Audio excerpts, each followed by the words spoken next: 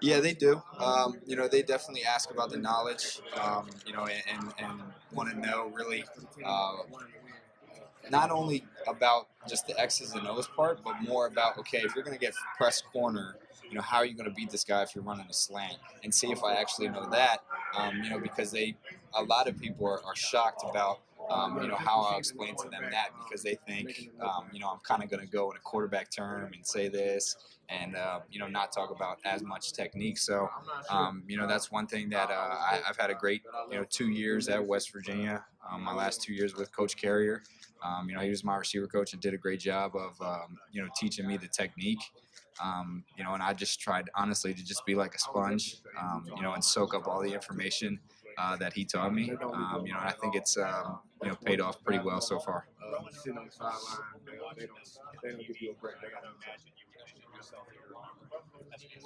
Absolutely. Yeah, absolutely. I wouldn't say it's strange. The goal was to play on Sundays. And figuring out what's going to be the best way, and to be able to have the longest career. Obviously quarterback was what I wanted to do. That was my dream. And went to a junior college, and went there, and honestly went left West Virginia, a place that was comfortable, a place I love, place I was comfortable with coaching staff, players, fans, all that. But it was something that I had to do for myself, and to go fulfill my dream. But it's kind of like not being able to, or being able to go out on a limb, and not be scared to fail. So when I went to the junior college, played quarterback, and things didn't work out. But that happens with football. It happens all the time. Football, I've always said, teaches you a lot of life lessons, and taught me adversity and everything.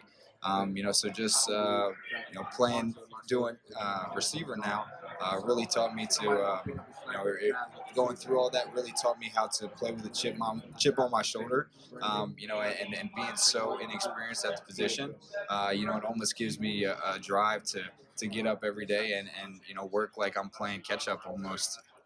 These guys have been playing their receiver their entire life, and I've been doing it the last 2 years. So it's something that I wake up every day, and that's what gives me a chip on my shoulder and an edge.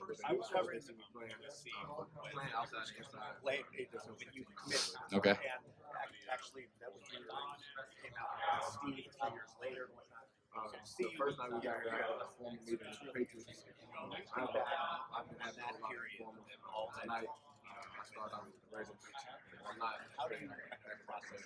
A lot of people ask me about that and ask me if I would do things differently. I don't think I would do things any differently. I think, everything that I've gone through, to this point has put me in the position, and prepared me for the position that I'm in now. There was a lot of highs and a lot of lows, and that's going to come with the game of football. And it's really just how you react to them. And, one thing I think my parents did a great job of raising me and keeping me level-headed throughout, whatever the circumstances were. Getting an offer in seventh grade, and being the guy that they said, you're going to be the next starting quarterback at USC, and being at a junior college and not having any offers coming out of junior college, thinking about walking on somewhere, just two opposite sides of the spectrum, and just staying the same person through it all, I think really set me up for being in the position that I am now.